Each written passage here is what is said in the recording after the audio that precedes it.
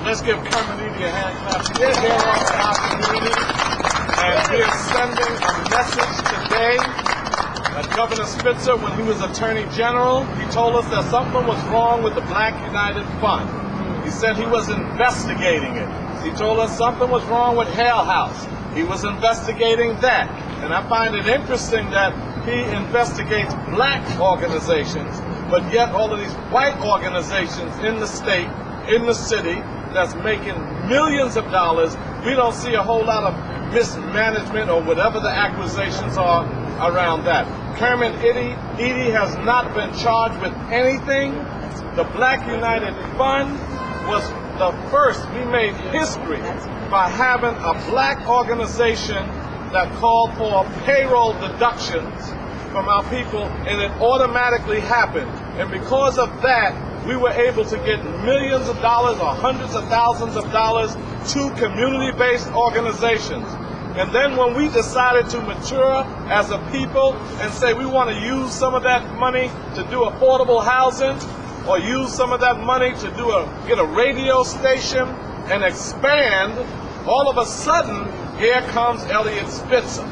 I want to know, where is the Black United Fund now? Where's the office? Where's the money? Where's the furniture? And why is Kermit Eady being harassed now about something that he had the brainchild, the vision to bring forth to our community? And I find it interesting that they're attacking payroll deductions. United Way had a monopoly on it. When white organizations have a monopoly on it, you attack us with payroll deduction. It is the same attack on the Transit Workers Union. TWU, the way they bust the union, or trying to bust the union, is to stop their payroll deductions for allowing their members to have the money automatically taken out of their checks. We have 2.3 million black people in New York City. Can you imagine if Kermit would have been able to continue to work the Black United Fund? $1 from 2.3 million black people, and any sympathetic Latinos or whites or Asians who wanted to jump in it could have given us their money too. We could have had millions of dollars at a time where government has been irresponsible to us in terms of our homes.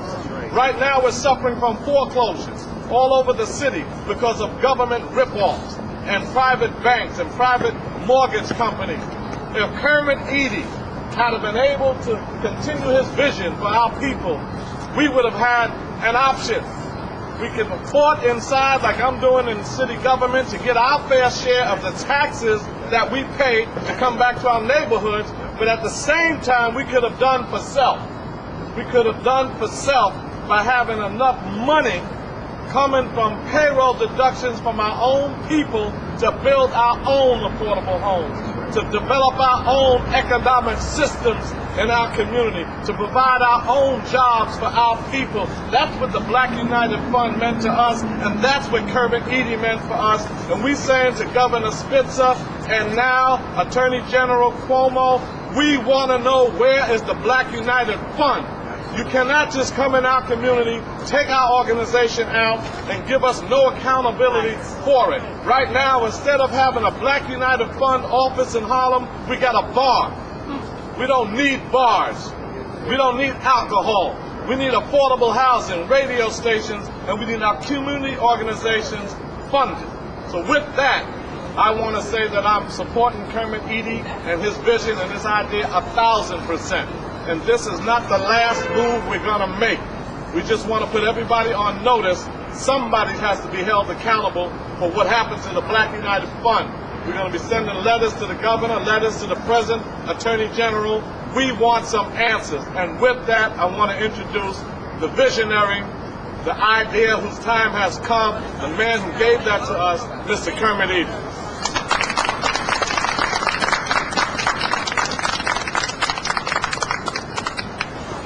Thank you, Councilman Barron, and I thank all of you for being here and supporting us today. I thank all of you. It is just marvelous. This is a day that I've been waiting for a long time.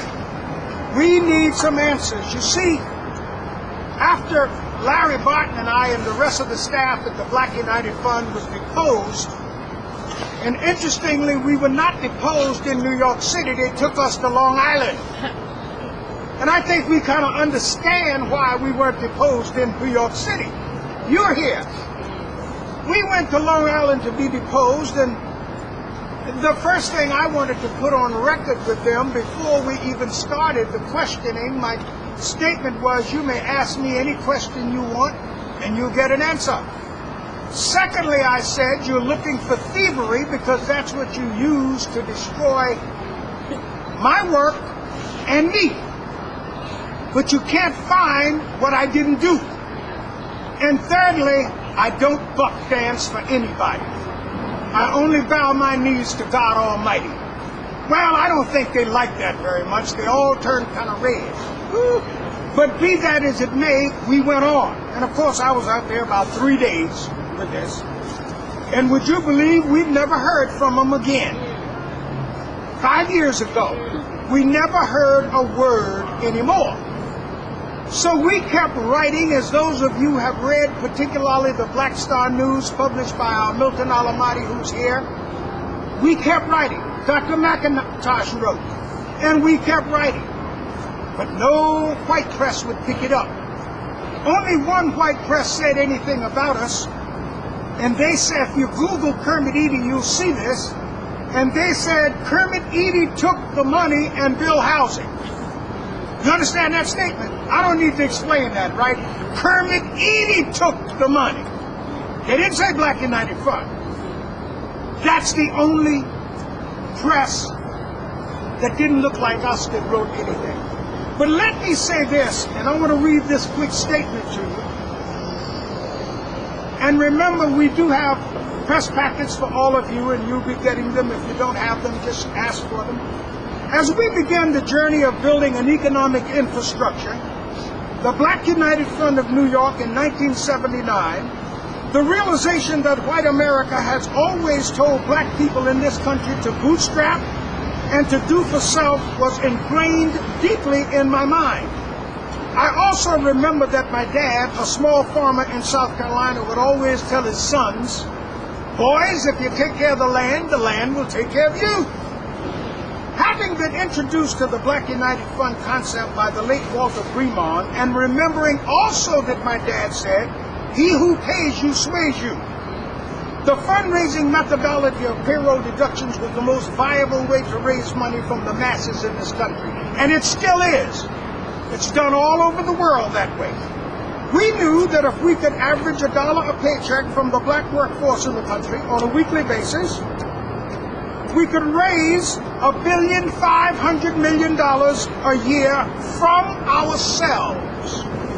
With this kind of predictable and leverageable income coming from us, we would not have to beg anyone, and we could surely build institutions, employ our people, and pay even more taxes to the government, which would help the overall economy in this country. With all of this in mind, the work began. With the help of black employees, we organized payroll deduction systems at AT&T, Bell Laboratories, IBM, New York Telephone Company, now Verizon, city and state and federal government, transit authority, and on and on. The Black United Fund raised millions of dollars from the black workforce and invested those dollars in affordable housing, 2 technical centers, and more importantly, teaching black people how to build using their own money. We must understand that prior to gaining access in payroll deduction markets, only the United Way had access to workplace giving. Because of BUFNY's work, now thousands of charities all over the country can enjoy raising money at the workplace. For almost